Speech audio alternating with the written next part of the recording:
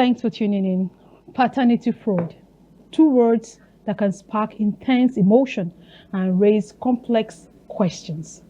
Today, we are diving into the truth behind paternity fraud, its consequences, and the impact on families. So joining us is Mfon Udo Esq.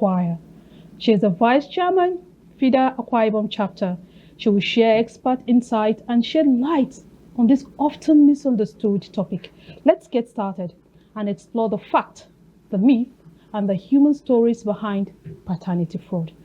You're very welcome, my able chairperson. Vice chairperson. You're welcome. There's a chairman, so I think she can make that mistake. Yeah. Welcome, Barrister. Thank you. Oh, goodness. So, paternity fraud. I know it's not. Whenever that topic comes, people like, waiting don't happen again. You know, this is not a new thing to our system in the country. Every year we get this data released from this data company. I've forgotten their name, but I think they're the one who do most of this data releasing each year. But the funny thing is that each year they come out with these data, it still comes to us like a big shock. Though this year is quite less than what we had last year. But the fact still remains that Nigeria is still the number 2 country in the whole wide world when you talk about paternity fraud. So when you hear paternity fraud, what do you think? Well, I think starting with data, Nancy, these data you're talking about, have they exactly been verified? And by who? Because the one that says 1 out of every 4. Now, so how many people have actually done DNA testing? So are you talking about of the percentage that have come to test? Right? Okay, so I won't really rely on that data analysis because it's not all capturing, right? The cost of DNA is high. It's not what an ordinary man can afford. Yes. So there are cases where even if you want to do the DNA, the cost would humble you. I think it's about 290,000 to 1 million, right? Okay, so say I'm a civil servant and I'm earning 78,000. And you think DNA is important enough? You know, the fact that you even think about the DNA is a problem. Okay. That means you are suspicious of something.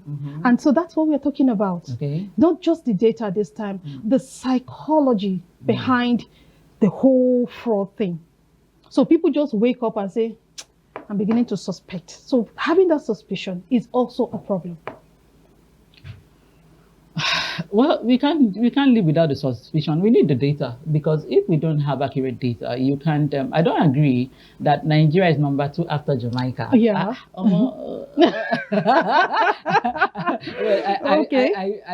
I wouldn't want to agree with that. Because you're trying to say that the Nigerian woman is highly promiscuous. Yes, and deceitful. I don't agree to that data.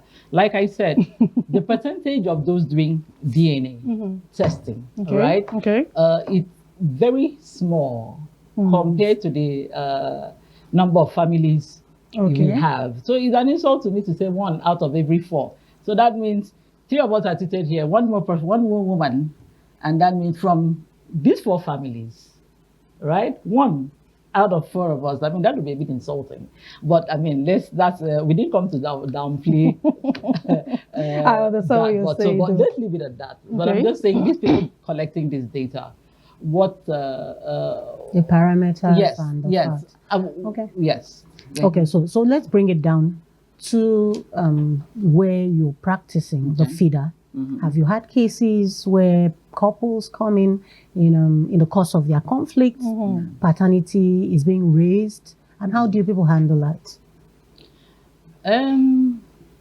Yes, we have had issues where paternity is being raised, but most times it always comes when we when you're asking for welfare, when you're asking for support.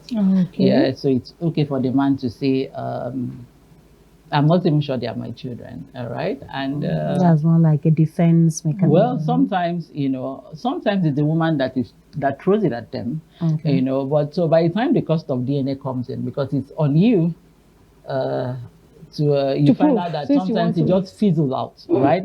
But you don't downplay tradition, Okay. right?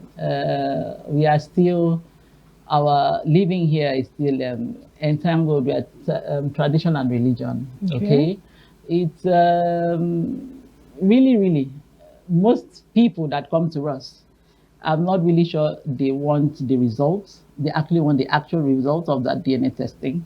Sometimes it's just to throw that. I have a case that the man says until he can afford the DNA test, he will not pay welfare. Now, so most times I see it is avoidance. Okay. Right? Okay. You know, we've had places where paternity is issue because a woman says, I've been cohabiting with you, you've not paid my bride price. You can't lay claim to these children because you have not paid my bride price. Okay. Now, so there are different parts of paternity issues now. So here, we are not talking about the biological issue now. We are not talking about whether or not this woman was committed adultery, or I mean, as it were, okay, not adultery because they are not formally married, or if this woman was promiscuous. We are now saying, based on my tradition, if you have not paid my dowry, you cannot sit where my daughter is being married because you don't have the right to claim paternity by tradition. You know, so I think what we are trying to focus on today is paternity fraud, as it were, where a woman intentionally misrepresents, right, that this is the father of this child, knowing fully well that it is not. That it is not. Yeah, that is what we're discussing, because most of the statistics, though you said you don't agree with those statistics, but those are things we work with. And these are people that have been giving us these statistics for a while now, so we tend to go with them and then try to work our way through the major problem why we have this paternity fraud. All right, so discussing now, let's just discuss on a very level ground, right? Why do you think we have this issue, paternity fraud? Okay, let me, from what we've seen mostly, most issues are with most of the time the issues are mostly with the firstborn before marriage. Those children that the first children, because pregnancy happens either conception takes place either around the wedding or shortly before the wedding. We have seen where people have gone to say farewell to their exes, or one thing leads to another, and these things happen, and the woman actually really does not know who or did not think that she had gotten pregnant by that last one thing led to another. You know, I mean, they're already there and rightly assumes that the husband owns that child. So we have that. We have societal. We have financial dependence on a man. All right, where by virtue of finances, I mean, a woman steps out, you know, and does what she has to do, what she thinks she has to do. Thirdly, we also have cases where infertility. Why? Because most of these men, most men in fertility issues don't come out for testing.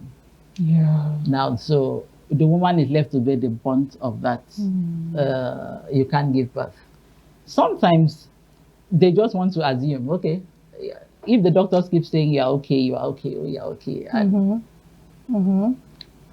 it happens the first time, it happens the second time. So sometimes the pressure on giving birth is also there. We also have technologically assisted pregnancies. Yes. Okay. Now, so we're talking of to do an IVF, and you know your husband's sperm is not, and you decide to use donor egg or donor sperms without informing him. You see, is the lack of breach of communication here. So here there's really not promiscuity, as it were, but hey, it doesn't excuse whatever. Now, so these are the common instances of course, it's in the crazy places of where nurses say they swapped babies at birth, male child to female child, and all of that systemic, but basically these are some of the main reasons we have seen for paternity fraud. Yes. And now you've seen these cases, you deal with these issues, let's say, frequently, right? Yes. Now, which one is the most common? Which one is the most common you've come across? No, I already said it. The most common is normally that first child. That first child in in a home. Most where times, the woman plays some, farewell to the ex. one thing leads to another. Okay. That is most. But there again, the fertility issue thing is also it's getting more common. Yes. Okay. You just. And then you hear people. Sorry, Eddie. Just 1 minute. And then you hear people say, like a woman was saying, she's a pastor in the pulpit saying, you are supposed to cover for your husband. You shouldn't allow your husband to feel that shame in public. So even if you know your husband cannot, father a child, you should go outside and do it, and people should cover it.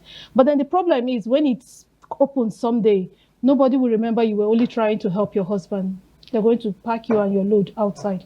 But that's why I'm saying, that's why I have a problem with the lack of communication. Why am I covering you? You're the one that can't father the child, right? So I'm actually doing you a favor if I decide I agree to shut up, right? And then we use a do not spam. So why do I have to go behind you to do it? Because this would have been a mutual understanding, right? That you can't do it. But some of them do not even accept they can't do it. That's what I'm saying. So she tends to try to help, goes to do go it, behind but him. Communication, it still comes down to communication, because when the nitty-gritty is down, you now become the bad person. Absolutely. All right, Eddie.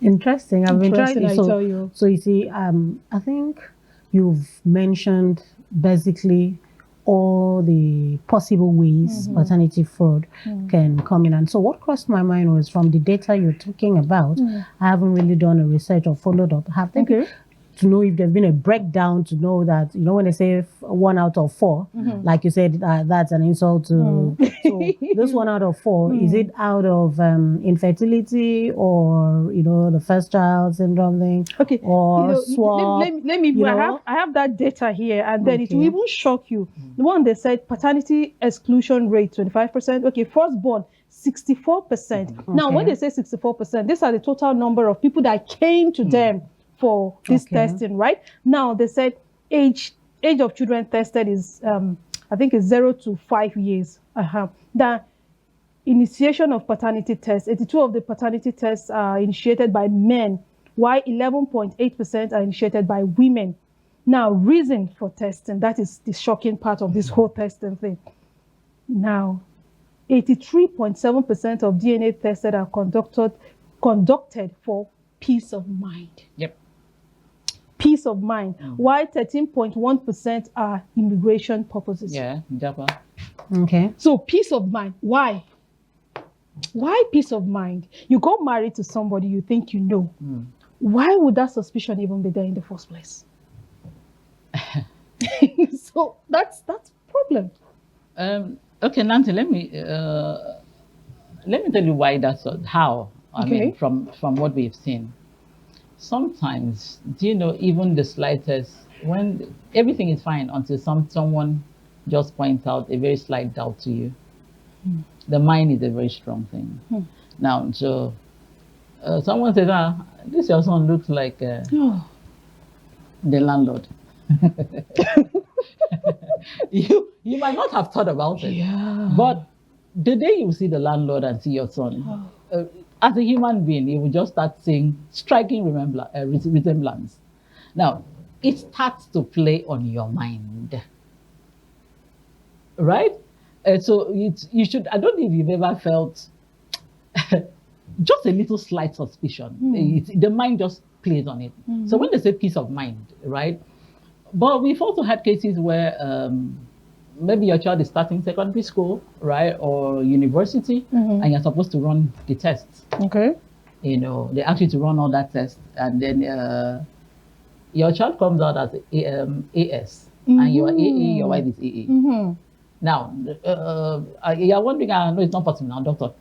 Yeah. Now, you would even say, this hospital are doing, they don't, their facilities are fake, right? It's not possible now.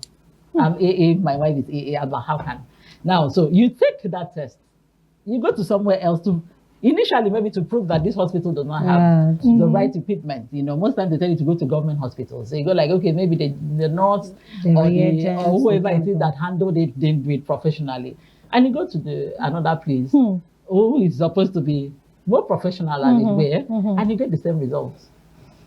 Is your guess still going to be now? So sometimes this is how the suspicion comes, right? Definitely the Japa team done.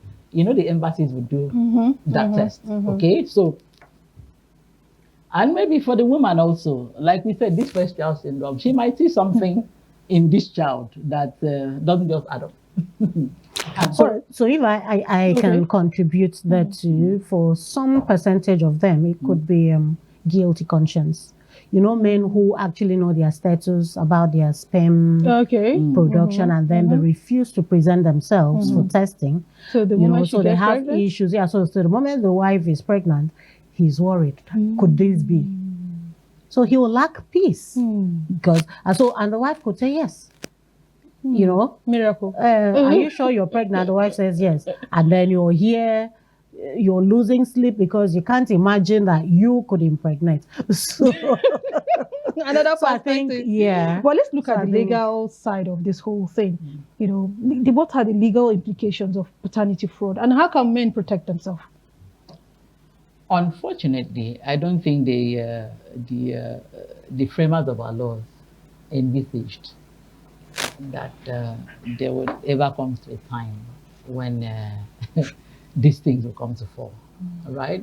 Don't forget that there's presumption of legitimacy.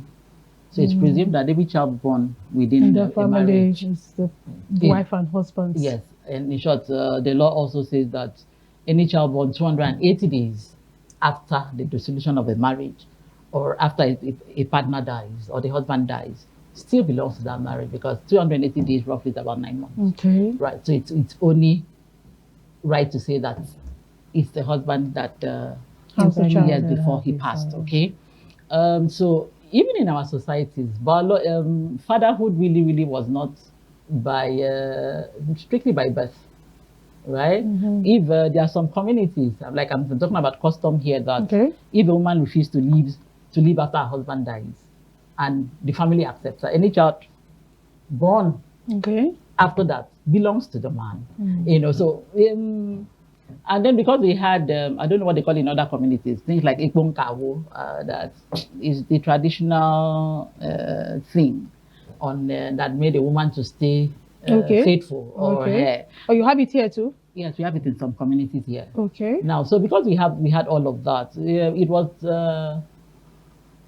there was a fear, of so these things, I'm not sure the framers of our laws actually thought that a time like this would come where the society is the way it is now. So we don't have any outright provision of the law on paternity fraud. Wow. In Nigeria. So if you want to, if an action for paternity fraud, you have to come through a civil claim for deceit or misrepresentation. So there's no law saying paternity fraud, this is a 2 years imprisonment or fine of this. But I know you think there should be, right? All right, hold your thoughts. We'll go on a very quick break. We'll be right back to continue with the discussion. Stay with us. We'll be right back. All right, thanks for being there. So we're still discussing paternity fraud with Mfon here in the studio, Barrister Mfon in the studio. Let's take some few tweets before we come back to Barrister. Our first tweet here is from Danny, and he says, Nigeria has a 30% case of paternity fraud, the second highest in the world. Now, which means 3 out of 10 Nigerian men are not the fathers or not the father of their kids. But you think testing the DNA of a Nigerian child is a murder case? In a murder case, is insensitive? it has to be. All right, let's leave that one there. Now, Lulu says, paternity fraud is real. It just happens to someone close to me. He broke up with his babe of 3 years and everyone was faulting him without knowing the real situation. He eventually told me what happened. Thank God for his intervention. He would have nurtured another man's child. Okay. Now we have this one from Winifred, and she said, paternity fraud is one of the worst things ever. This man wanted to travel with his family, and somehow the embassy demanded a DNA sample for the kids. For some reason, they did, only to find out that the 4 kids are not his. Worse is, there are 2 sets of twins, 2 girls and 2 boys. I literally saw this man shed a tear. It's so heartbreaking. Yeah, I can imagine that. And the next tweet say, I firmly believe that women who deceive men about the paternity of their children or engage in paternity fraud should face consequences. The financial burden placed on a man who unknowingly supports another man's child under false pretense is unjust. I'm glad we have a barrister here, so you're going to tell us more about that. And then the last tweet we have here, Nigeria has the 2nd highest rate of paternity fraud in the world after Jamaica. Series of DNA tests carried out in laboratories are showing that a number of children are being fathered by men who are not their biological father. Testing is the only way out. Now, Barrister Mfon, with all these texts, these tweets, so we can see the mindset of Nigerians, right? Now, what do you think can be done? What kind of reform do you think can happen in our laws now, to like bring in some consequences for women who engage in this and some succor for men who are victims of this? Okay, definitely there should be legislation, right? Why there should be legislation is that it will serve as deterrent to other people, right? When you know that there's a law in place and then there's the punitive measures, right? It will serve as when somebody else wants to do it, the person will think about it, okay? But this is my opinion, all right? And when you say law, have you ever gone to family court when a divorce case is going on? It's very dirty and messy. Now, for those of us concerned with the child, the welfare of the child, that legislation, my question is, to what end? What I would say is, let's go back to our society, the moral decadence of the society, social media influence. Why? Let's go back to why has trust? Why has infidelity become the order of the day? I don't believe in, I don't like the deceit, right? I'm not a man, but I have siblings. I have a son. I'm not sure I would want him to be deceived that way. So, but the moral decay in the society has gone so bad that we don't look at these things as anymore. Women we don't look at the sanctity of marriage, on every side, on both the male and the female part of it. Now, some of these stories, it's good to hear them from here. But you come to us and a woman tells your husband has not slept with her for 5 years. Some people 11 years. So what do you want the woman to do? Now, I am not excusing, but everybody has their own experience. That I don't have that experience. I'm not walking in her shoe. So I don't know. So why you are judging her? Can you walk in her shoes? You know what it is to live with a man that doesn't see you? So 11 years, no sex. But you are there gallivanting. You are there. Yes, you have living your life. Living your life. And she's supposed to be the epitome of a good woman, yes, a good wife. The Proverbs 31 woman. So many women are not talking. Right. Absolutely. And also this pressure on childbirth. Like we say, most of the men don't come out for fertility testing. And you know that women, especially in my generation, we're trained to think that marriage is the eat all. So if there is no child in that marriage, the husband's family attacks me. Society attacks me. Nobody thinks, it's a man's fault. Yes, it could be the man's point or problem, So let's establish communication in marriages. Even if you can't get it up there, communicate with your wife. Talk to your wife. There's this ego. Yes, well, but you see, we are getting the fallout of ego. Talk to your wife. There are solutions, there are adoptions. The option of adoption, there's surrogacy. So that from the beginning, you will know that, look, this child is not mine at initial. So it's it doesn't even come in. It's between both of you. Okay? Because you see, that's what I'm saying. I don't agree with this data. How many men, right, would actually hear that their wives cheated and come out to tell the world? The ego thing also comes to play. So most of these people don't even come out to talk. Highest, they go back and deal with the women at home. That's why we have a high rise of domestic violence. Because what you can't tell the world, you will deal with her inside the house. So they are really not talking, because who you want to? Wow. That of your 4 children, 3, no be you. Wow. Okay, so I'm also I wish with this data and information we could have more as to reasons this way. For like one of the tweets where the 4 children. So how can a woman who is legally married have 4 children out of wedlock? What could be the cause? So I think if this is known, you've also rightly pointed out, communication is one major key thing that could help curtail this. But for other reasons, which we don't know, as statistics have not stated, I think if we get to know, it will help in curbing and helping this. But while we would advocate for this, let's also look at the psychological torture, the trauma on the child too. What happens to this child? So should we actually advocate that paternity fraud or test should be, adhered to or done from the beginning, like in the hospital?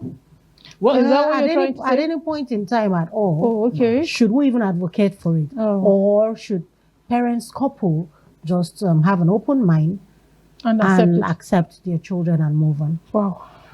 In my opinion, right, if you don't do it at birth. Don't do it at all. If you don't do it at birth, except something really comes out to the fore. Now, this is my humble opinion. Like I said, because part of the recommendations will be psychological evaluations for the parties involved. Do we really have that?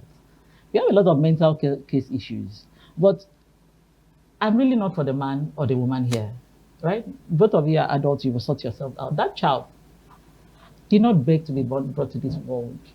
We've seen what have happened to damaged children. Identity issues. Now, these children will take to drugs. Most times are not. Because they don't know who their father is. Their world has been shattered.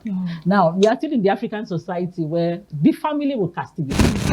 Stigma here and there. Stigmatization. Even in church, they now turn to, don't you? So when I ask to what end, it's always my problem. Look, paternity is more than biology.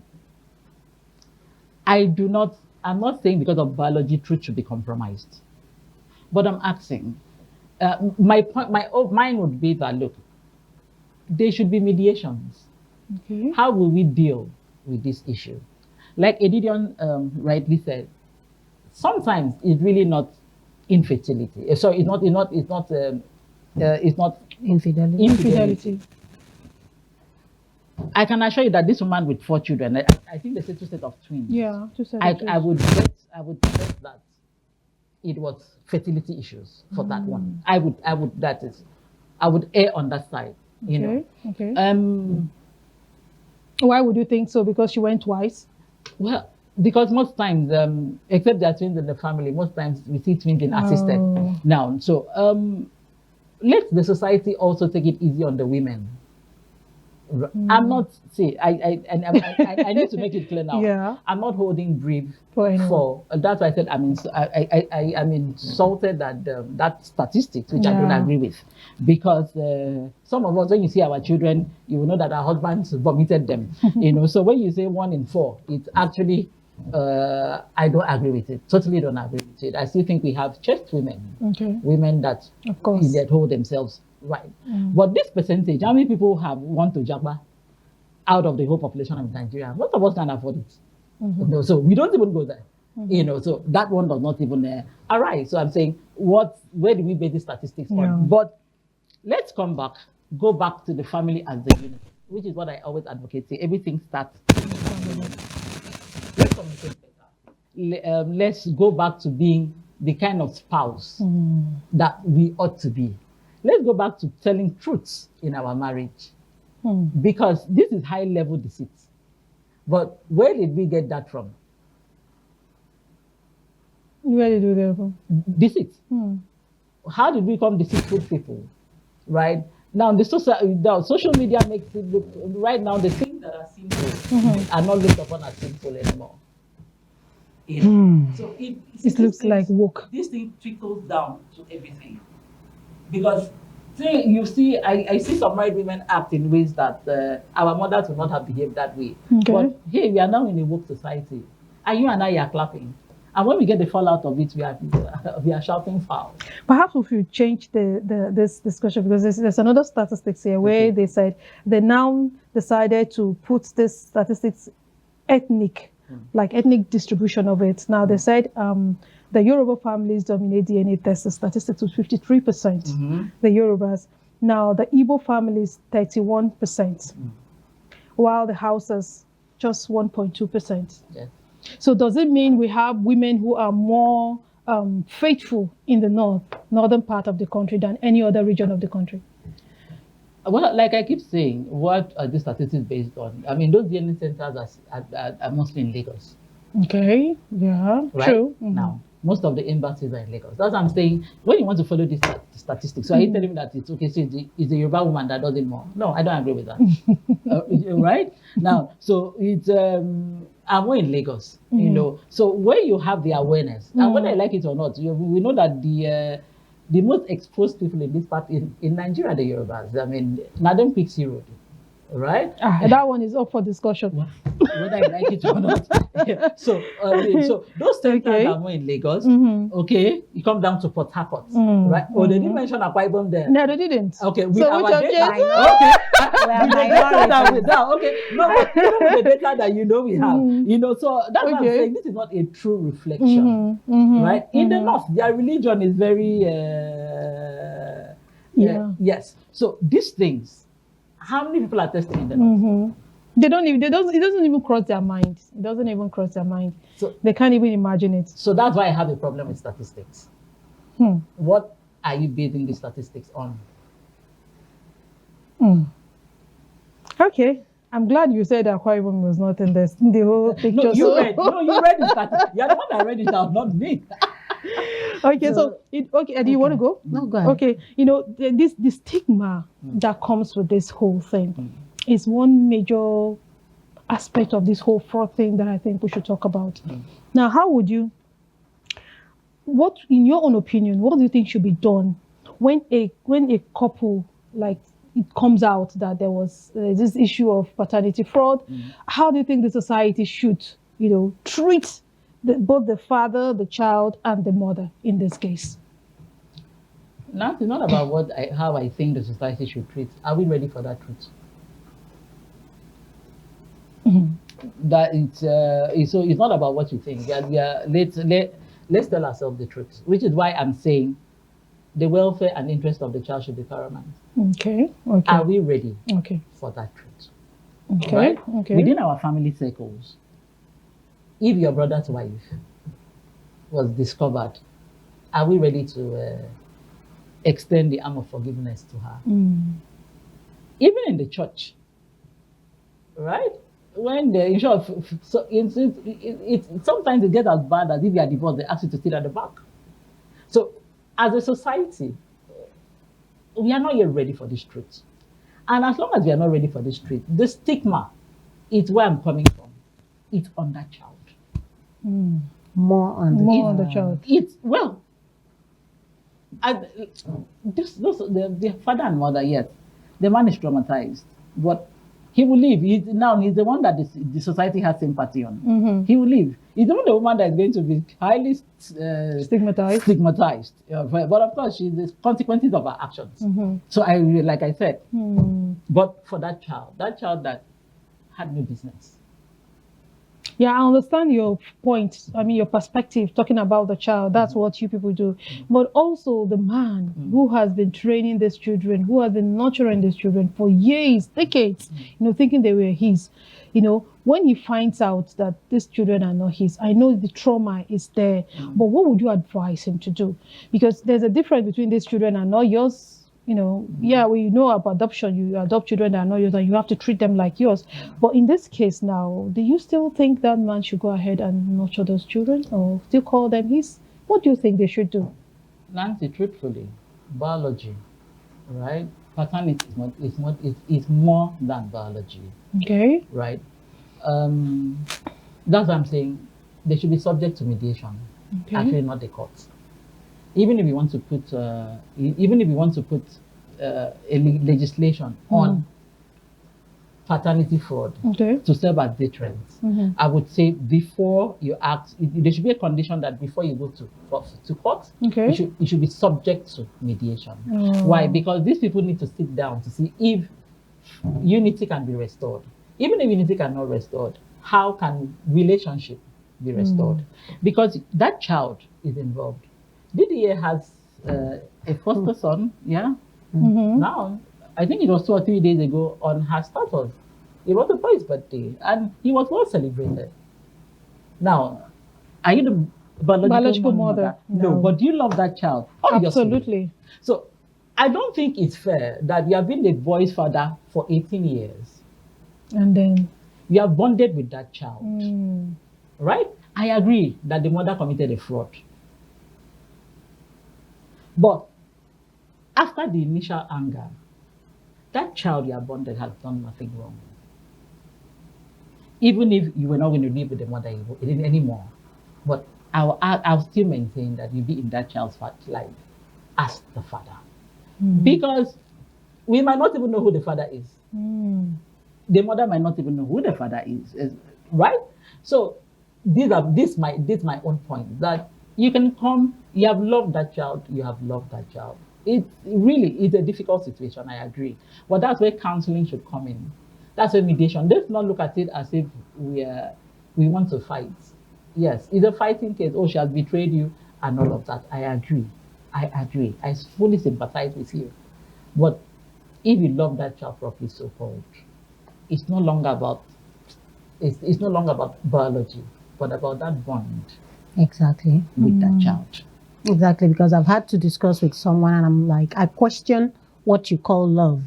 If you have loved a child for 30 years, like let's take the tweet that gave for 30 years, how do you start retreating? How do you say you don't love them? How do you just give up? So that love can be questioned. You could just love just anybody. So how much more? Someone you carried. You've nurtured. You've put in you've had hopes for the future. But some of them could say, when it's time for to give the child away in marriage and all that, now the father of the child will surface from nowhere.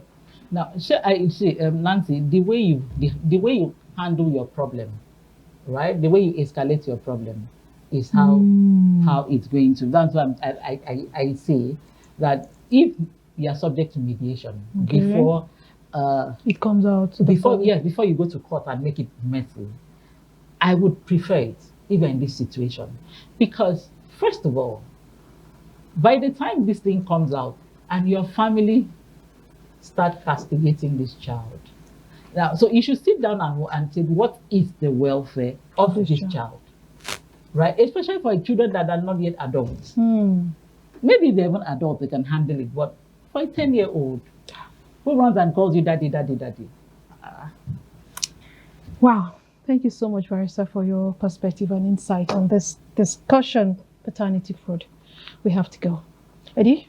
Yeah, we have to go. So, but if I have to lend my voice, I think I'll still key into what she has said. Okay. Let's play low on this, except there's really, really a serious need for it. Okay. Yeah, and then where you get to discover you've had this child is not yours, and then there is no father figure that you should is continue playing your role as a father. continue to be And a then father in, in the life. in one word before the we life go. of that child. One word before we go, Barrister. Do you support the notion that every child should go through that DNA test at the place of birth before going home?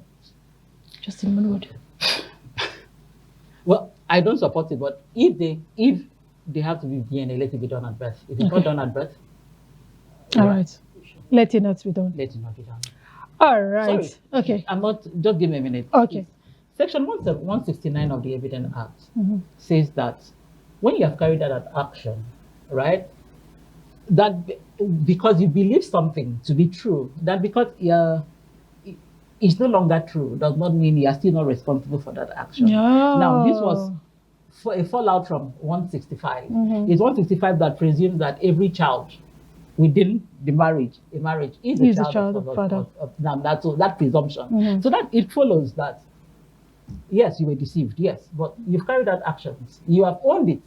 You've also gone to declare this child as yours, written name on birth certificate or not, so that you should also not turn back. Now, that is the section of law that can be, it did not exactly point on paternity fraud, so the lawyers can tear it down, but I saw that view. Thank you. Thank you so much, Barrister, for that. Thank you so much for tuning in. We hope you found today's discussion on paternity fraud informative. So until next time, stay informed and stay empowered. Bye-bye for now.